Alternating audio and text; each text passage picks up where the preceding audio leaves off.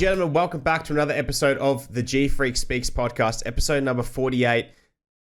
This podcast is powered by absolutely bloody nobody. So if you want to sponsor the podcast, hit me up, slide into the DMs at JackoGFreak or at JackoGFreak at Gmail. You can get around the podcast and sponsor it. And it can also be found on Spotify, iTunes, and anywhere else. But if you want to see us in the flesh, well, you can see it on YouTube at JackoGFreak. But joining us today, very special guest, PIXELSMIXEL. How you doing, buddy? I'm good, thank you. How are you doing? I'm going well. This warmer weather, I'm not a fan of it. Not a fan. Look, it's been a bit muggy. Like, it's staying warm. Yeah. Like, the nights are staying quite muggy, so it's interesting, but I don't know. It's making me a lot happier than winter did. See, this is the thing for me, man. Like, I'm as a bloke, I'm prone to swamp ass, okay? You know, it's just no good, this muggy weather. It's just shocking. It's too sweaty. It's just too sweaty, bro. Like, especially on a construction site now that I'm back in trade. It's no good, mate. It's no good. Yeah.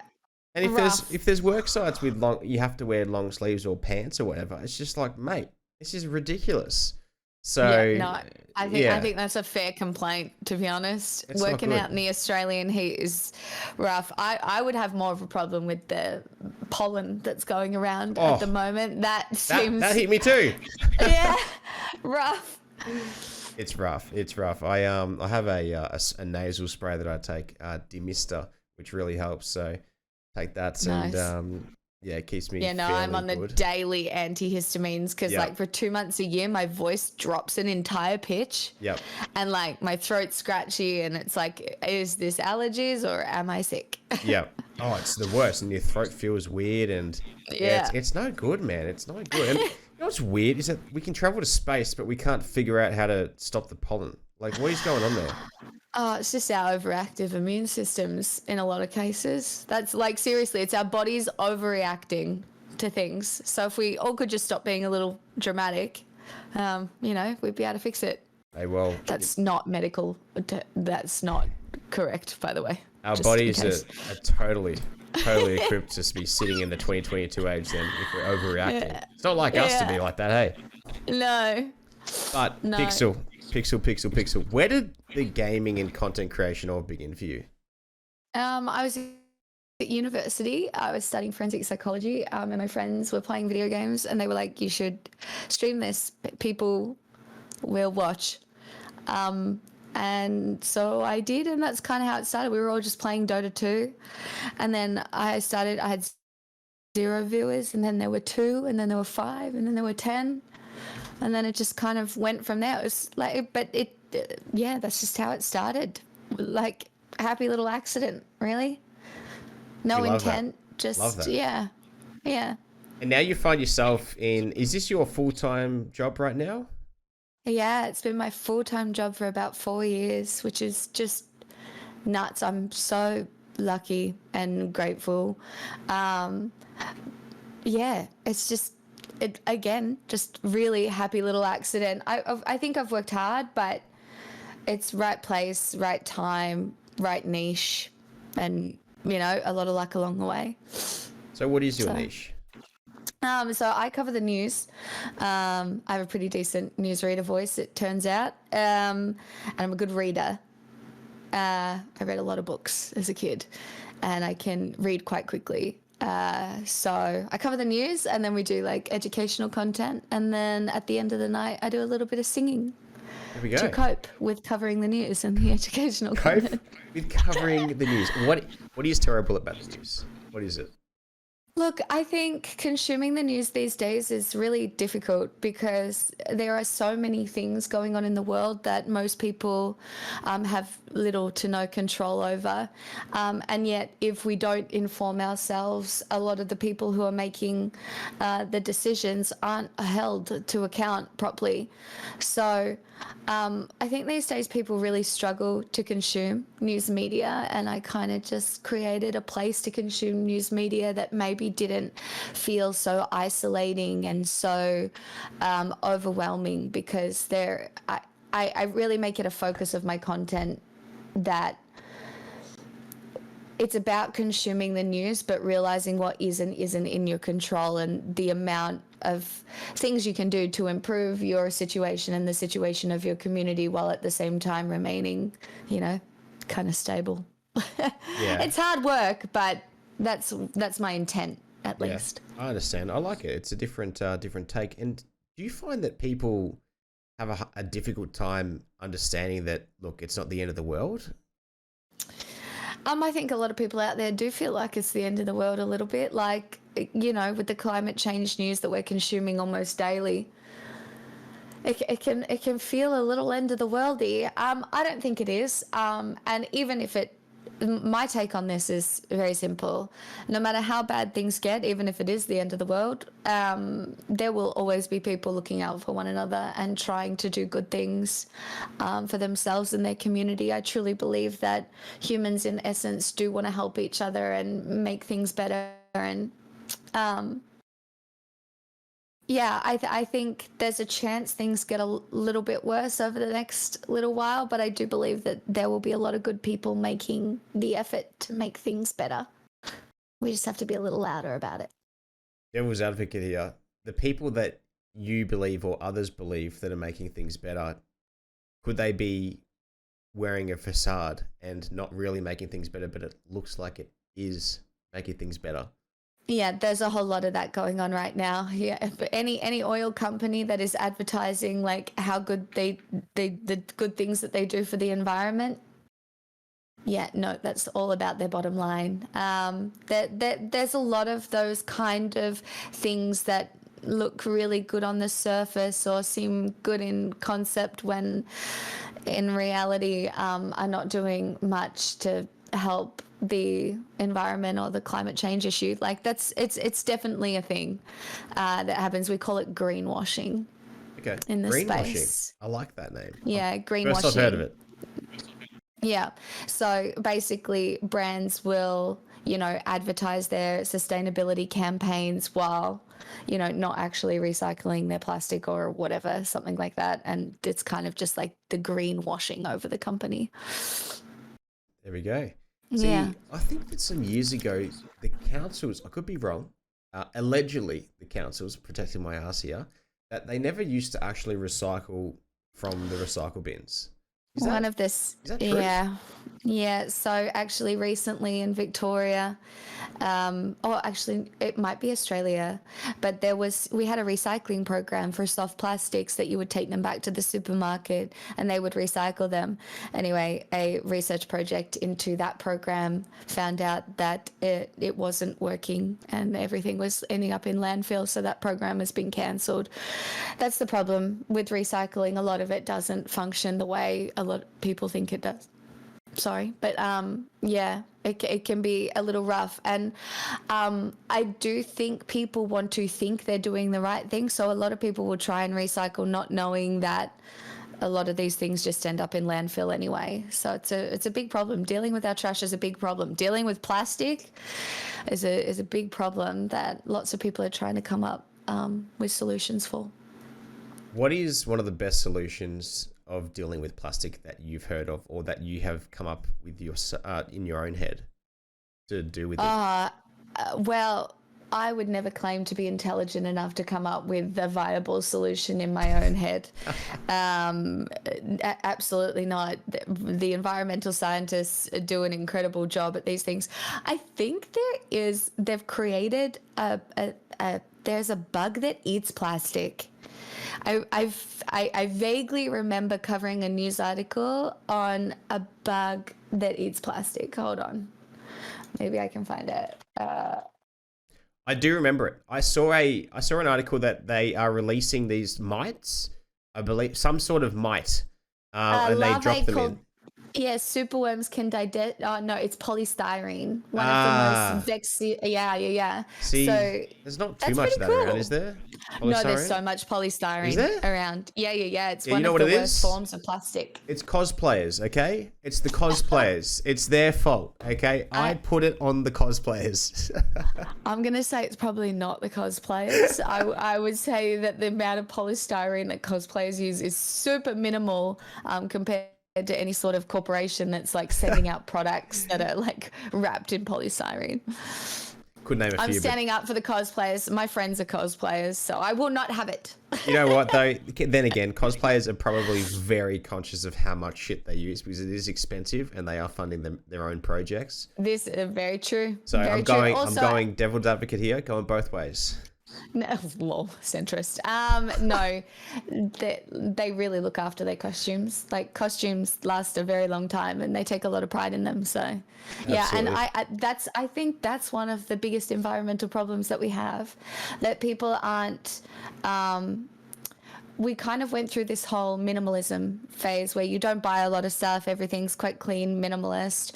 But then we find ourselves working through these products that we use and then we throw away, and then we use them and we throw away. And I think if people took a little bit more pride in like some of the things that we owned, it would be a little easier to reduce waste. But it's kind of like, it's the change. It's not people that changed. It's corporations making money knowing that they could sell the same product in a different color every year if they wanted to, and people will buy it. So the issue is that it's so easy to get something. It's so achievable to order something online and just get it and then be like, oh, I'll use that once, and oh, fuck it, that can go in the bin too. Mate, okay, here's one for you. So a flake, okay? A flake is a twirl, but dipped in chocolate. So that's what Cadbury's done. Exposed.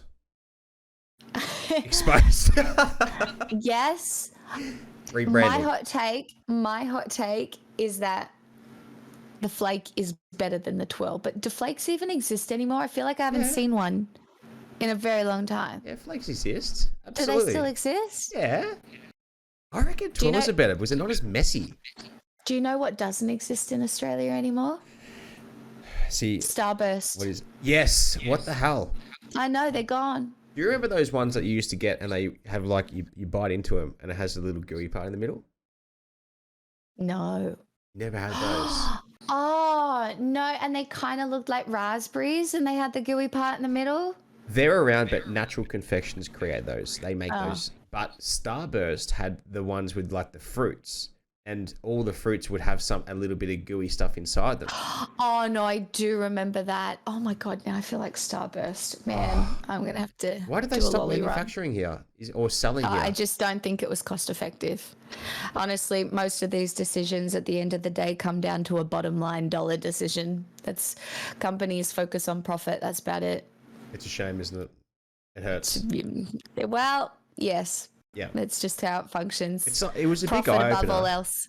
Massive eye opener when the COVID struck, when we realized how much we were relying on imports and we had nothing really growing here or manufactured here on our shores and all that type of stuff. I haven't really looked into it too deeply, but do you have a better understanding of that that you can expand on? Look, Australia does not have that much manufacturing capacity. The way it went, do you remember when all the cars stopped being made here? It hurt me. It was exported, yeah. It hurt.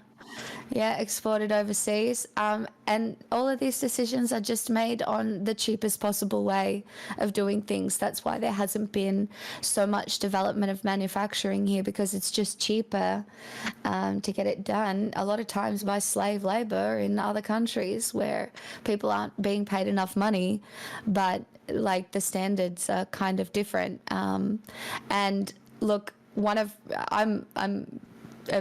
I'm very left, but one of my more populist beliefs is that increasing a manufacturing capacity of a country is not bad at all. So I don't know. There's some good movements, you know.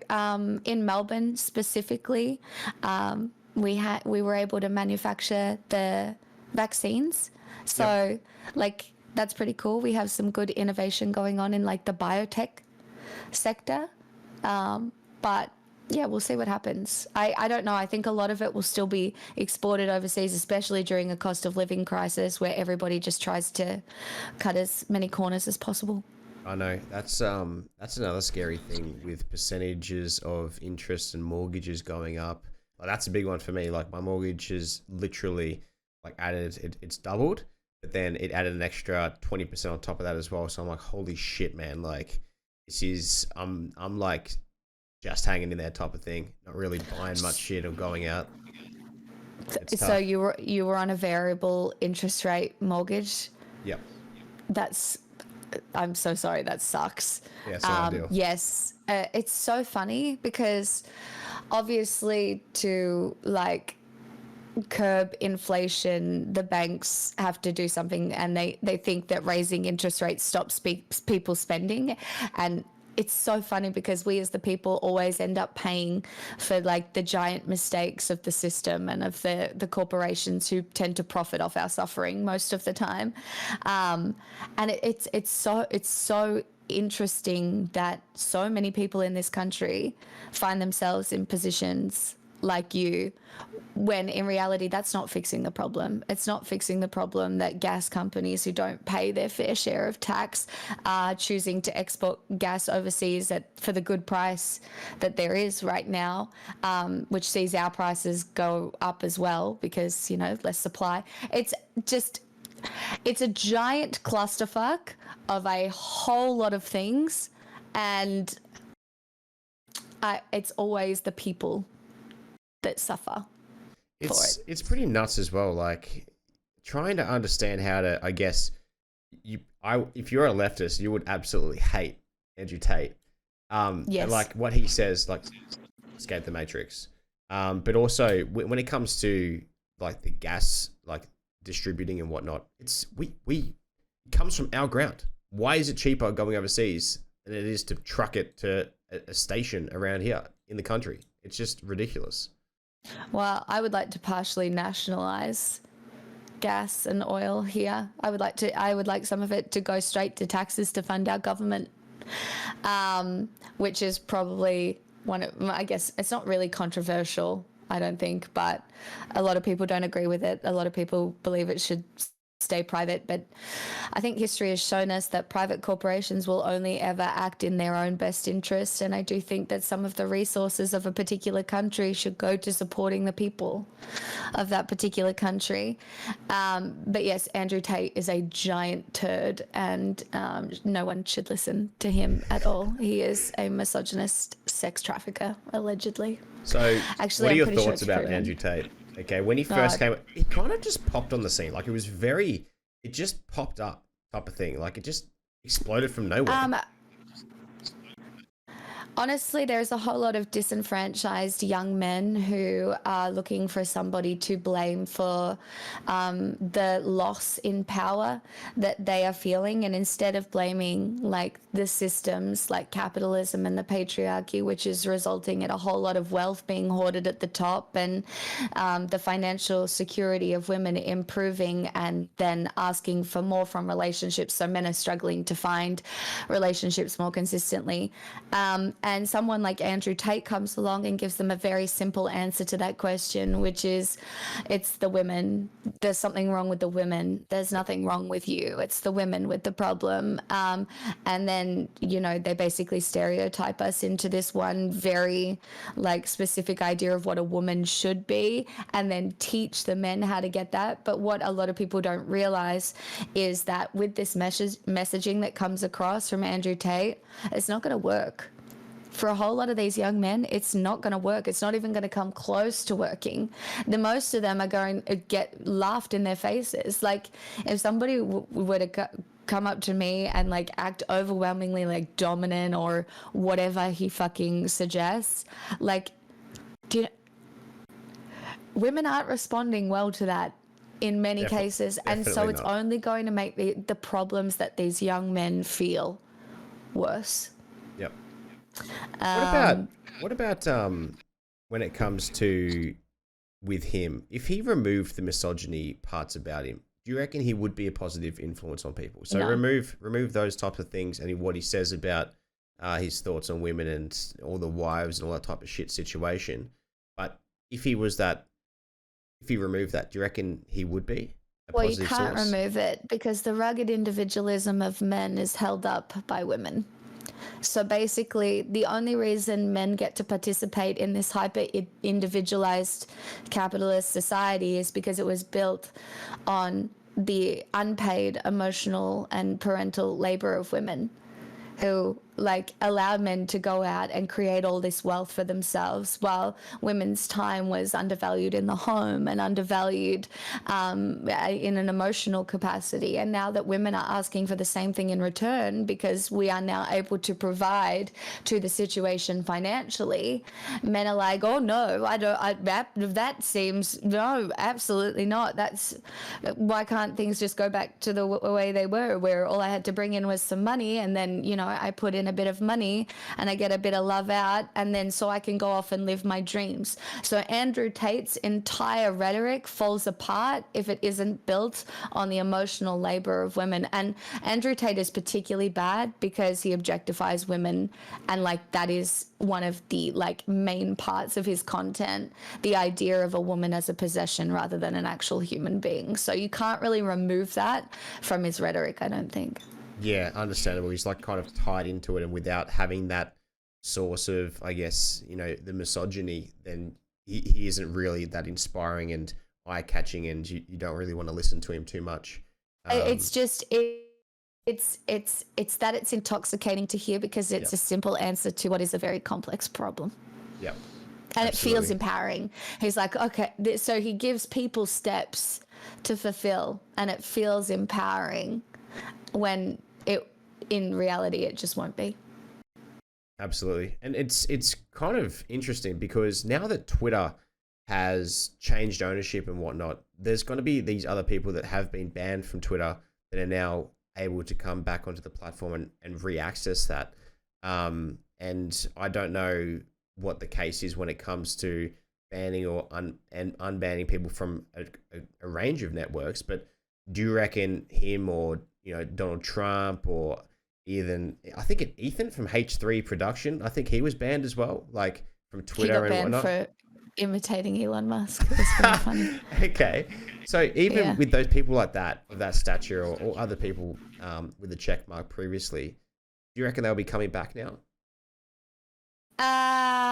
I don't think Elon Musk will let them back. He might, as a bit of a publicity stunt, because Twitter is circling the drain right now. The choice to sell verification basically makes the platform unusable for marketing companies because it removes all sorts of brand safety for those marketing companies. And under capitalism, that is how things start to spiral. I will be surprised if Elon manages to stop Twitter circling the drain. I hope he does, because in some ways, because I kind of really liked Twitter as a platform in, I guess, a masochistic way, sort of. But yeah, just with the verification changes and like the things they're going to try and make work, how that plays out for marketing and like brands is risky. It's tough, isn't it? Are you going to be getting it yourself? Oh no, I won't buy the check mark. I don't care that much. No. And also there's a difference. So they came out today. So now if someone paid for it, it says it. Okay. So this person paid for their check mark, and then the other person, it's like this person is official. So it's still like a class system anyway. It still is. It's just so stupid. The whole thing was so stupid. It's just like a different colored Toyota Camry. Like it's a different color. That's it. White Camry, blue Camry. Simple as that. Kind of, but with pretty scary implications though, right? All right. What about two white Camrys? One has the sport pack inside and one has the Povo pack. There we go. Simple as that. No, it's no. Okay. So hit me with it. Because, well, like if you think about it, there are some people who will be able to purchase verification and then say all sorts of harmful things, potentially in a mistaken official capacity. Like legitimately, someone can buy verification, say they just have a random name, and in their bio they put editor for the New York Post. Yep. And then they post a thread. And now, I don't know if you've been on the internet, but people just take shit and they run with it. They do. And so verified accounts provided this kind of backup for like verifying information. Now there is a chance that this can be used for pretty significant like fraud or at least abuse of algorithms. Did you see the person that did the Twitch memes one with the Twitch split? About getting rid of the 70-30? Yeah, and they're doing like the 80-20 and 60-64. It was so funny. Very fun. I saw it this morning at gym, this afternoon at gym, and they were saying, we're changing the Twitch policies of the split. Here's the split. Non-affiliates is 50-50, affiliates is 60-40, partners is 70-30, and so on. And then and then there was associates is 80-20. And people were going with it. And was that proven to be fake? It's fake because it was from a Twitch. It's called, the was Twitch memes or something, but it was verified. And it had like 20 followers. And I'm like, nah, not real. But people were running with it because they see the and they see Twitch and they, you know how you kind of skim read left to right? And that's it.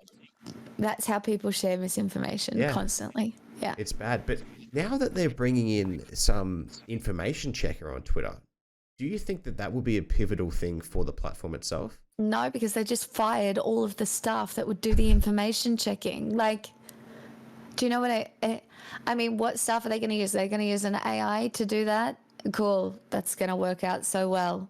Like, yeah. I don't see how they have the workforce to be able to implement fact checking on that sort of scale. Facebook couldn't do it. Facebook just laid off 11,000 employees. So, as you do, we're going through a bit of a tech crunch right now. Most tech companies are struggling. Like, that's why you saw Twitch take away the 70-30 split. It's why you're seeing Twitter circling the drain, and Facebook laying off 11,000 employees is huge. There's a huge, and I mean, I don't know if you saw, I'm pretty sure there was like 200, I don't want to say billion and get it wrong, but I think it was $200 billion wiped out of the crypto market. Really? In the last 48 hours. What? Yeah, one of the like trading platforms, one of the co-founders or someone who had a bit of investment in one of the like trading exchanges decided to sell his $200 billion whatever, and so everybody started trying to withdraw, and I'm pretty sure it almost crashed the entire fucking company. Wow. So it's like a third-party company, like a CoinSpot, for example. Yeah, I think it was TXN, TX, and interesting.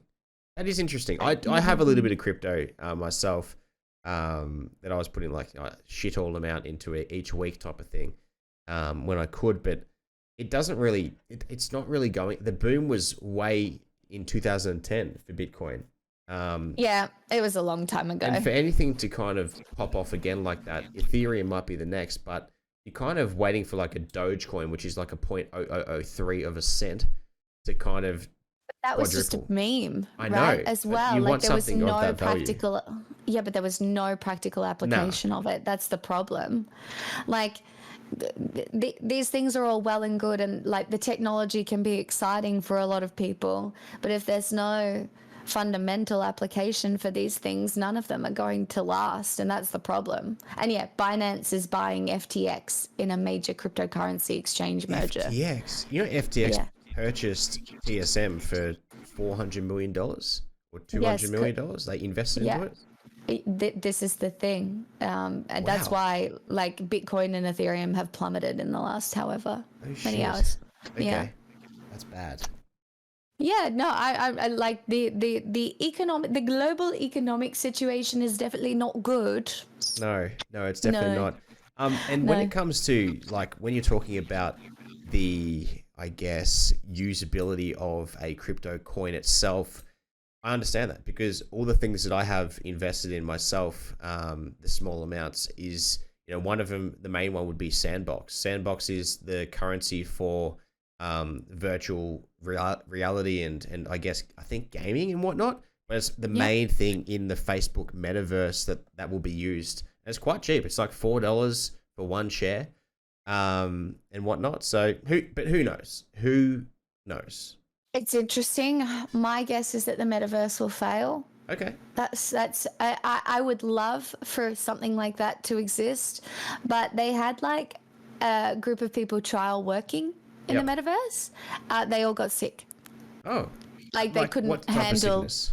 Well, they couldn't handle the headsets for that long and couldn't handle being in VR for that long. So a lot of them pulled out because they had to spend, I think it was like a week working. Week working in metaverse study. Dude, but imagine that. Like, Yeah, here. people would say, yeah, easy. Working led to 19% more anxiety and 16% less productivity. Wow. So, yeah, it was 18 people spent a week working in the metaverse. 2 dropped out and the rest felt frustrated and said their eyes hurt. So I just don't know how applicable it is at a large scale because people can't handle sitting in VR that long. No. Yeah, but so some people would kind of use it as an addiction, like a very unhealthy, ruin their body, ruin their eye, ruin their head mentality as an outlet to escape the real reality. I mean, I don't like to be critical of escapism because we all do it. Like my escapism is video games, TV. Do you know what I mean? We all have those things. Absolutely. But specifically with VR, it's dangerous because in a lot of these cases, people stop maintaining their real life presence, and so that can really affect your mental health because it can get to a point where maybe you get social anxiety when you leave the house or something like that, and that can really negatively affect you. But did you see the news article? It's a bit of a meme, but the guy who created the Oculus and then sold it to Facebook has been creating technology of like VR technology that if you died in a video game, you would die in real life. Bro, I saw that. The guy had like 2 shotgun shells in the eyes. What the? Yeah. Is that actually real? No, it's not actually real. I'm pretty sure it's a publicity campaign for like the tech, or at least what they're working on. But I do think that guy has this very morbid fascination with the idea of people putting their lives on the line in a video game. Yeah. There was a movie like that. Yeah, Ready Player. Nah. Or Gamer. Nah, there's a different one. And the character, so you and I, we are regular civilians, but we would control prisoners in a war zone. Have you seen it?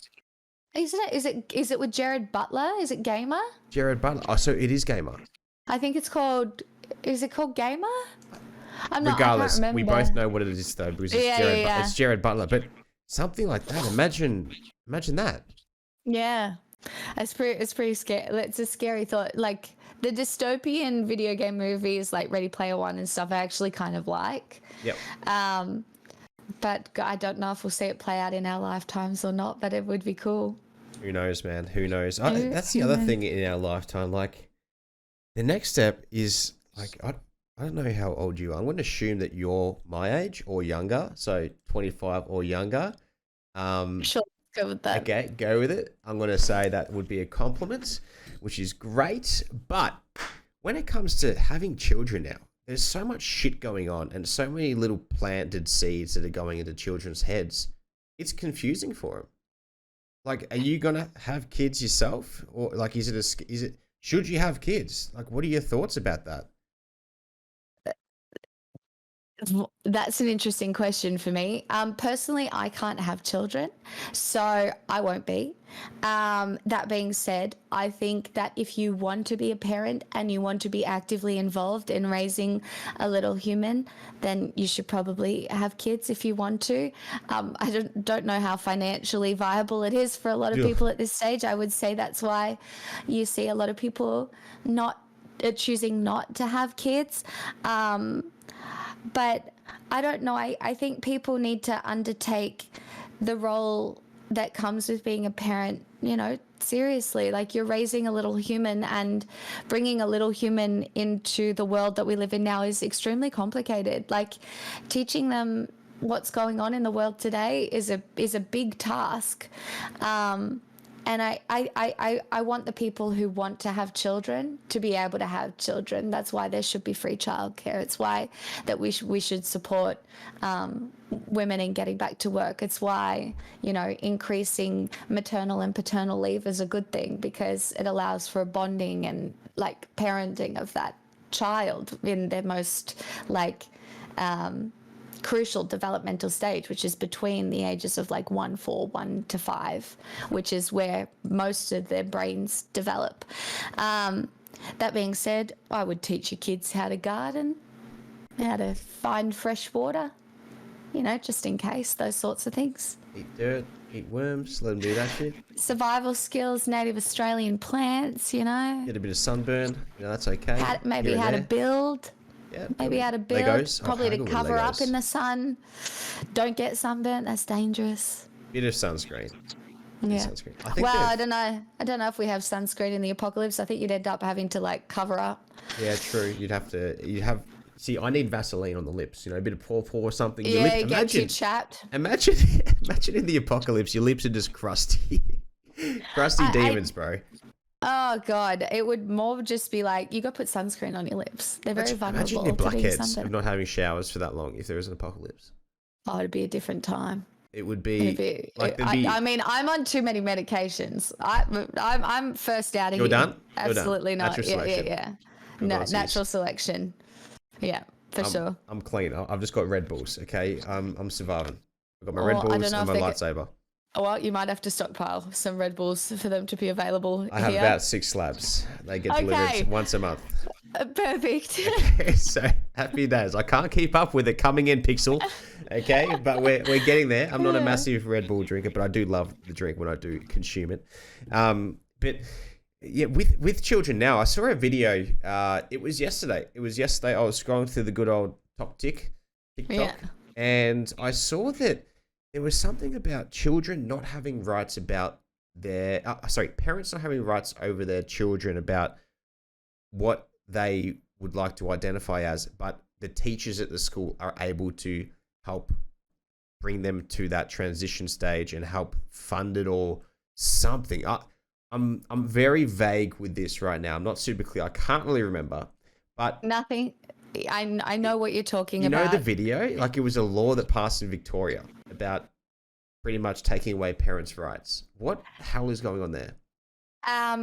So, well, it's manipulated media by conservative pundits. If you know, most of Australia's media is owned by Rupert Murdoch, who is a well-known conservative propaganda curator.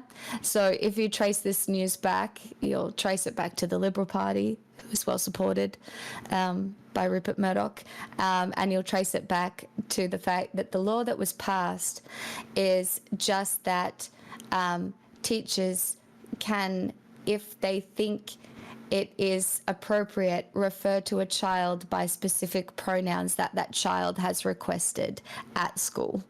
Right. Basically, it's not about it's about counseling them through their understanding of what gender is, of what sex is, and developing it. But like all the scaremongering that teachers can help medically fund medically these transitions, no. But if a child is deemed capable, the most that can happen is that these children are put on puberty blockers until they can make the decision themselves as an adult to like transition if they want to go down that path, right? It's just to stop them going through a potentially life-altering puberty, and it's just kindness. It's healthcare. Trans healthcare is healthcare. It's bodily autonomy. It's not tricking your children into a blurring of what gender is or anything like that. It's just removing the binary that exists, the roles that exist within that binary. And I think a more fluid understanding of gender is so important as we move forward especially for like men and their experience with like emotions and like being able to ascribe emotions to how they're feeling, because for a long time men were only taught two acceptable emotions, one being anger and the other one being lust. That's it, right? That's all you get. Are you sad? No, you're angry. Are you depressed? No, angry. Are you feeling shame? No, you're angry. And then if you're not one of those things, it's just like horny. Whereas now we're raising young men to at least have the words to describe what they are going through, which hopefully works out in better mental health for all of us in the end. But a lot of people push back against change. A lot of people push back against what they don't understand. And I think sometimes it's very hard for people to look outside their own lived experience of gender, their own historical lived experience of gender, and not realize that other people can have an entirely different experience of gender, you know?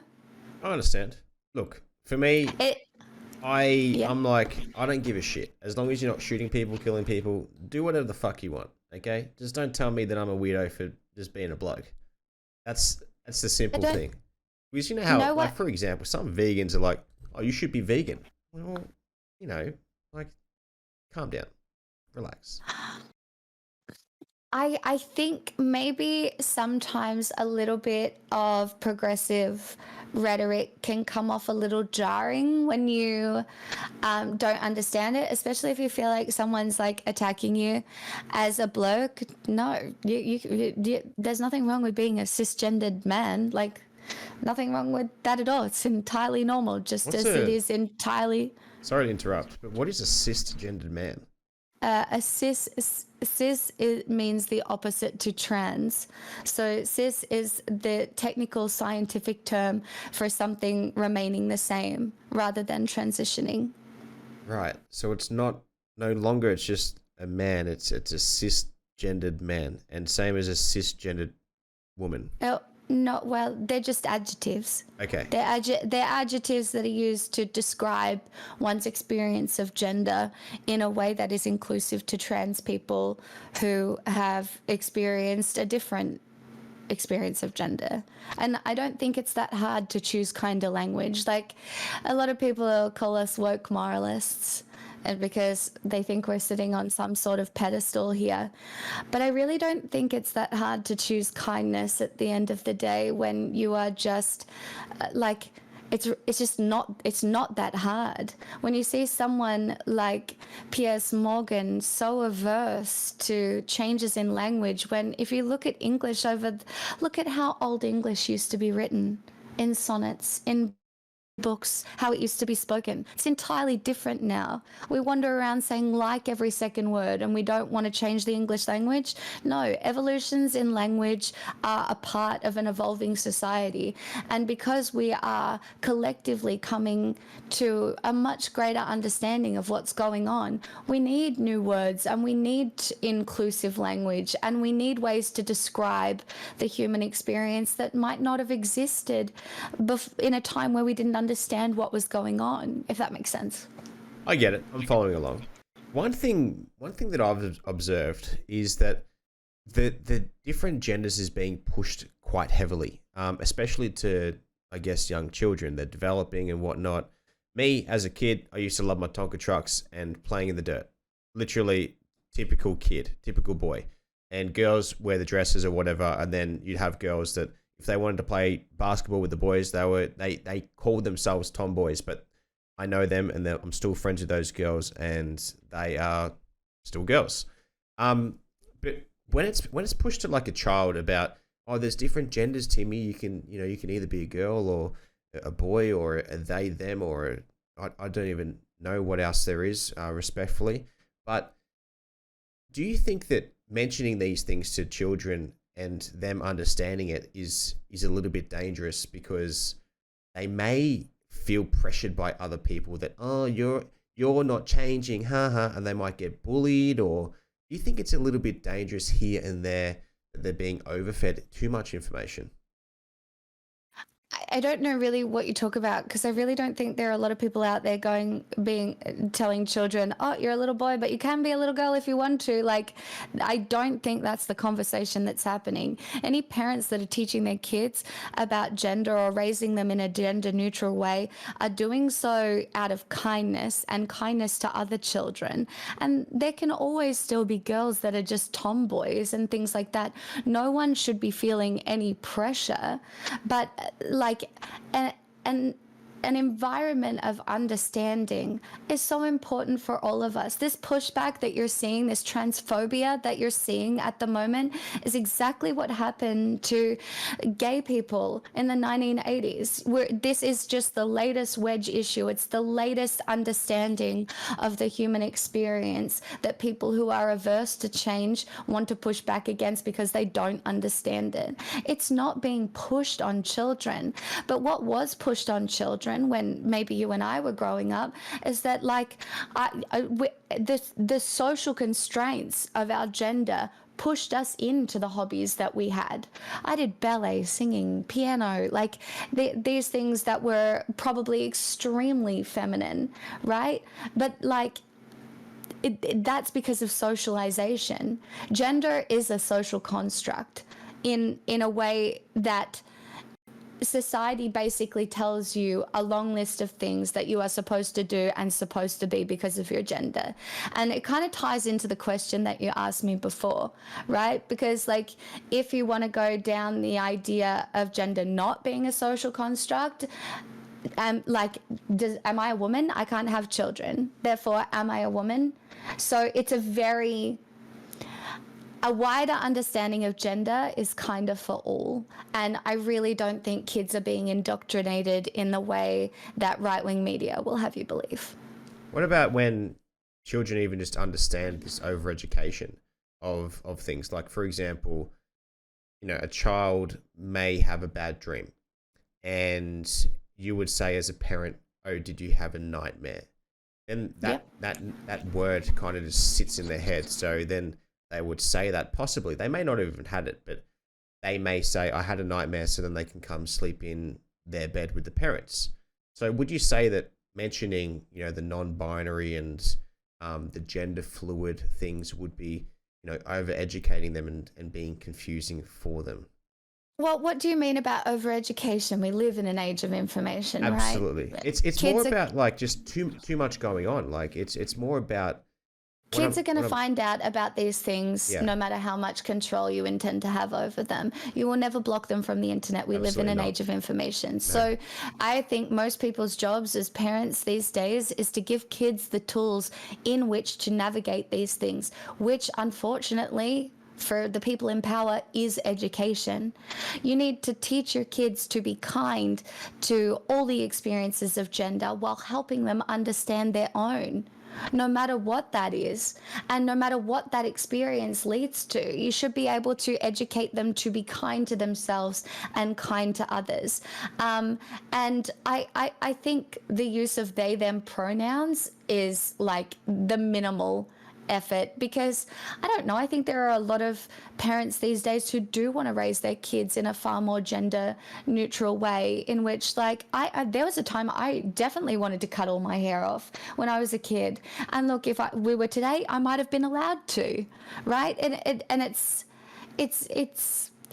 just one of those interesting things where I think you have to equip children with the tools rather than try and protect them from whatever you think is coming for them, even though I really don't think there is any nefarious intent. Like, I really don't think there is like the gay agenda or the trans agenda or anything like that.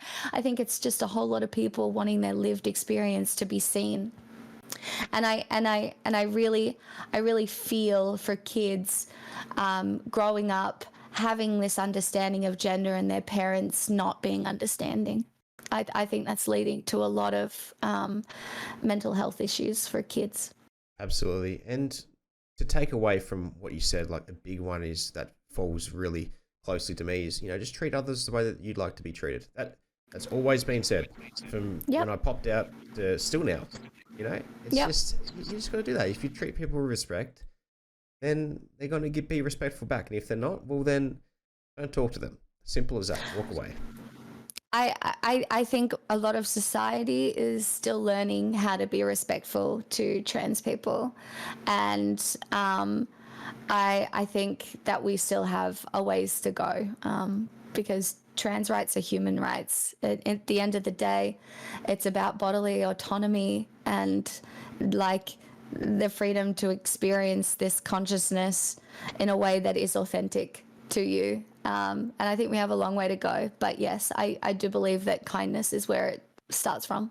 Absolutely. There's a lot of debate as well when it comes to like UFC, for example, when it comes to, trans fighters. It hasn't transitioned to AFLW or Gridiron that I've seen, but these are some big things coming up, and it has the politicians and the commissions very, very worried and on edge. Have you done much reading into that? I have. Anytime someone attempts to bring up trans people in sports, I really like to bring up the fact that the only time you are ever interested in women's sports is when talking about trans women in sports. We've never spoken about the abuse of women by coaches in sports. We never speak about how women are paid far less than men in sports. We don't talk about women's issues in sports at all until it comes to trans women in sports. And then all of a sudden everybody seems to have a very big problem. I think, look, the regulatory bodies for these sports hopefully will do the research and come up with answers, whether it's weight classes, whether it's it's the same thing that you do in wrestling, whether it's a weight class, those sorts of things. I'm not the one that has to make the decisions in this part, but there's a lot of research to suggest that women who have transitioned do not have any advantage in some sports, at least. So I think it's sport specific, but I think it's something people bring up when they want to make the existence of trans people a controversial, or like insinuate that somebody would change their gender just to be good at a sport. Like, that is wild to me. It's a big effort. Like, it's a big effort. Do you really think someone's going to be like, you know what? In order to be good at sport, I'm actually just going to transition. Like, mate, come on. Like, absolutely not. Honestly, that would be a ridiculous commitment. But if someone is like, I'm not going to shoot them down if they genuinely are like that. Hey, go for it. Go for it. As long as you're being kind. That's the main thing. That's the main thing. And like what you were saying before with the women coaches and the coaching in the women and whatnot. I know that Ronda Rousey was quite a big show name fighter, and she'd bring in a lot of money because she got a lot of views and whatnot.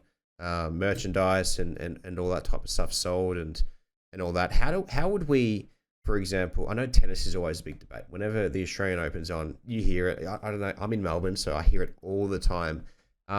So for my understanding and others' understanding, like, for example, men, they seem, from just reading articles, they seem to get more views and they play 2 more sets of tennis. Could you expand on your understanding of, prize money is equal here, I'm pretty sure, but overseas, could you expand for us about the pay gap when it comes to those things? Well, the gender pay gap exists because for a long time, women just haven't been allowed to do the things that men were allowed to do, basically. And like, obviously we have a long way to go in reducing the gender pay gap all across the board, not just within sport. But I do think there's also like a stigma associated with women's sports, like somehow it's not a feminine thing to do, and so it doesn't get the same sort of respect in society, because like masculinity is held up to this like peak of masculinity and fitness, and everybody is extremely supportive of that. But as soon as a woman is competing at a very high level of fitness, it doesn't really get the same sort of societal respect, and that plays out in the amount of advertisers that are willing to spend money on it, because they know that the reception is slightly inherently misogynistic. And so I think there's a long way to go. I think the women that are leading the way in sports at the moment are doing an incredible job. I don't know, I really hope we live in a future where there is a level of equality across most industries. But that involves breaking down the patriarchy, an understanding of feminism that is intersectional and non-hierarchical. And I hope we get there during my lifetime, but I highly doubt it. Who knows? Remain optimistic. Yes. I was watching. I follow a girl on Instagram, and she's a Porsche racer, and that's really cool. I think she may race Super 2s, but as far as I know, she's got quite a really good social media presence, and I really want her on this podcast. But two, she's a really good racer as well, and that's kind of the thing that I love about esports as well when it comes to competing. So I know that Michael Carmody brought his team overseas for CS:GO, and it was a team of girls, and they actually killed it. They represented Australia like the OCE region, and I think they won it all. So absolute legends for winning that. And that's one thing that's cool about the esports is that, you know, chicks can just, it's so easy to access. Like all they have to buy is a PlayStation or a keyboard and mouse and a computer. They can just jump on it and get involved and whatnot. Same as sport. You just buy boots or mouth guard or whatever you need. But I feel like especially in esports, because I'm around it a lot and you are too, that if we could be a bit more welcoming and whatnot, then there's going to be these teams that are going to be popping off and, you know, win more of these championships, which is exciting. Well, the reason there is still not actually that many women in esports is because it's only really now that women are given the opportunity to learn the skills that are required to compete in esports at a top level, right? Because anytime historically that a woman logged onto a first-person shooter, I would know, the cough, CS:GO, cough, you deal with a lot of harassment. And that doesn't provide a lot of women with the opportunity to learn the comm skills, the teamwork skills that are required to compete at a really high level of esports. That's still why there are so few women in esports. It's growing now because there have been people that have blazed paths through putting up with countless amounts of misogyny all the way through to be able to compete and learn the skills required to compete at that really elite level. So like even in esports, there's still a very long way to go, but like this is the thing, you got to call out your mates on misogyny and harassing women, and you know, even the jokes that boys think are funny between themselves but might make it very uncomfortable for a woman to be practicing with them, for example.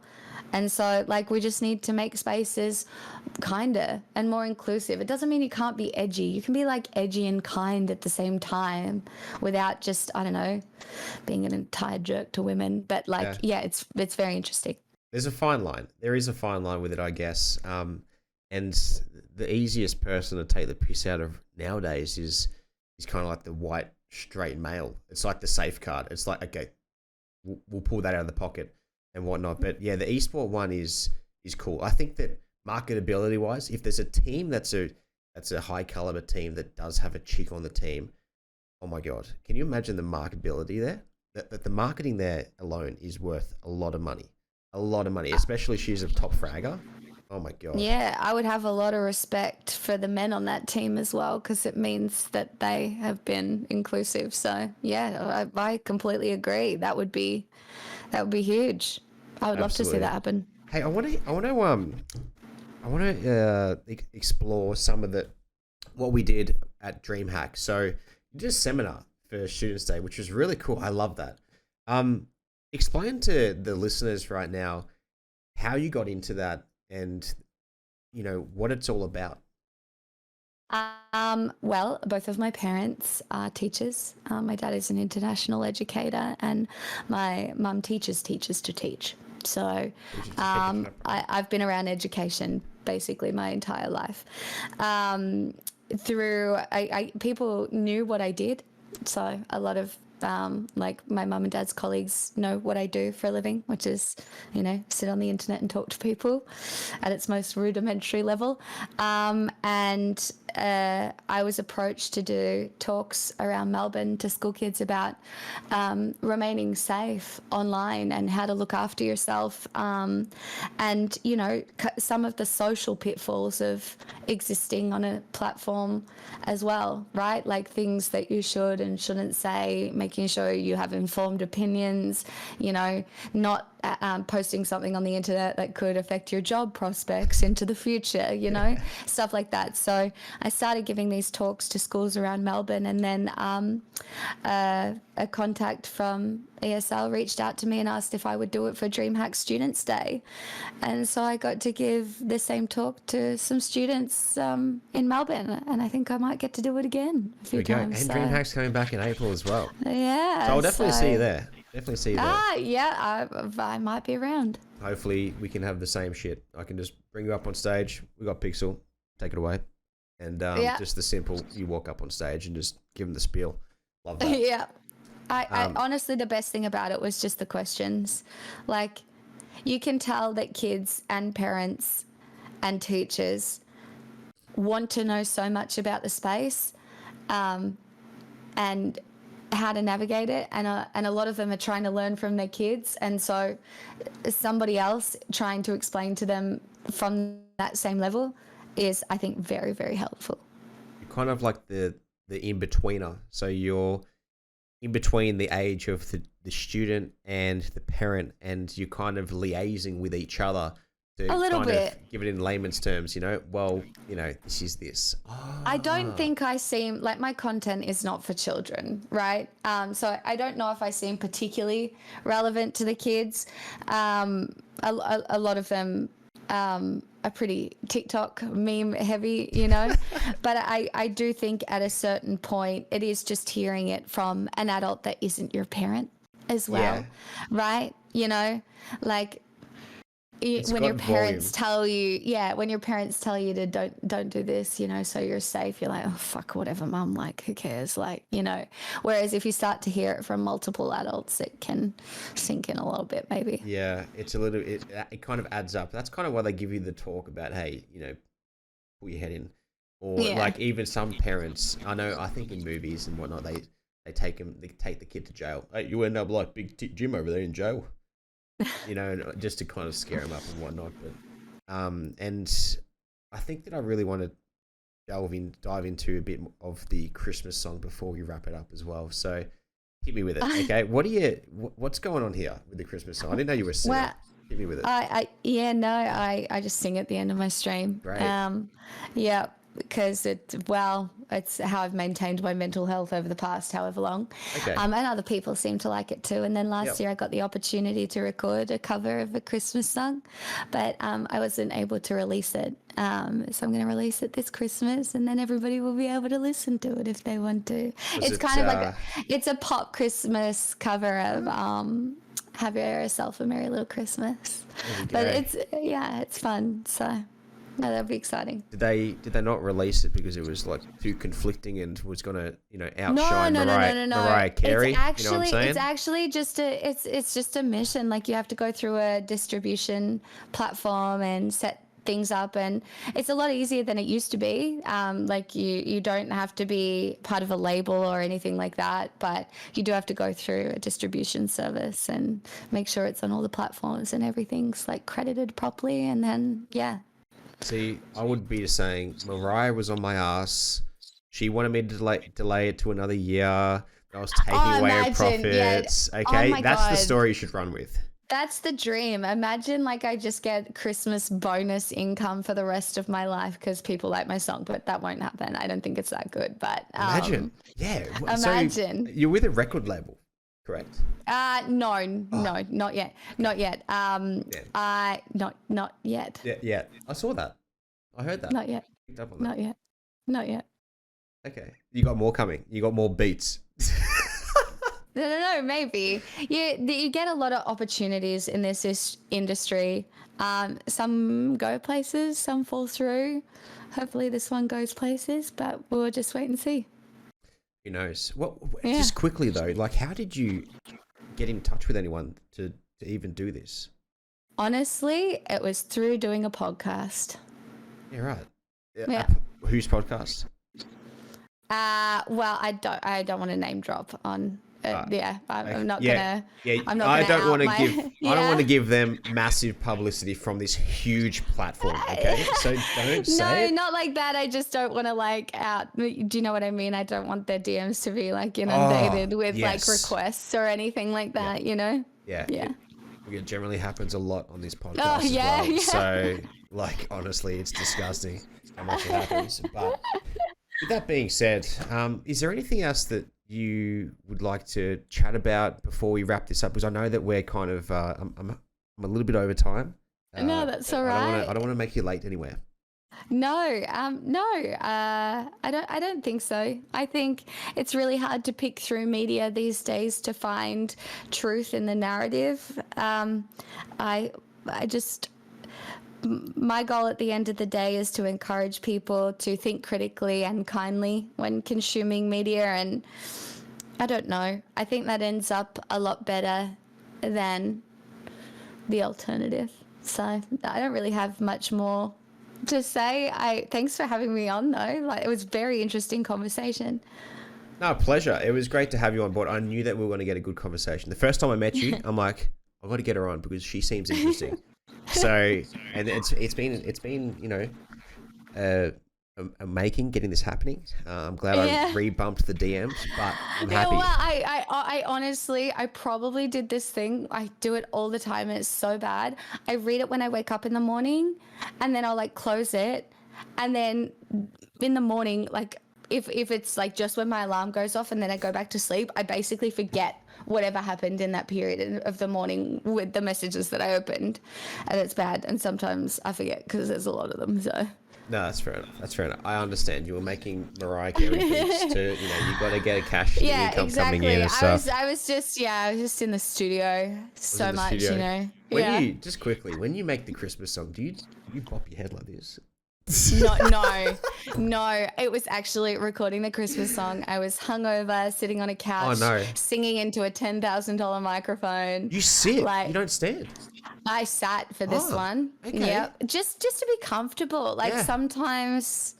You lean back? Are you in a beanbag, recliner? What are you in? No, so basically because like obviously I do a lot of singing on stream and I'm sometimes sitting. So it was just more comfortable and it came out more naturally. But standing is generally better for singing. So I was going to say, because the lungs would kind of compress a little bit when you're sitting. Just a little bit. Just a little bit, but you know, you can sit up straight.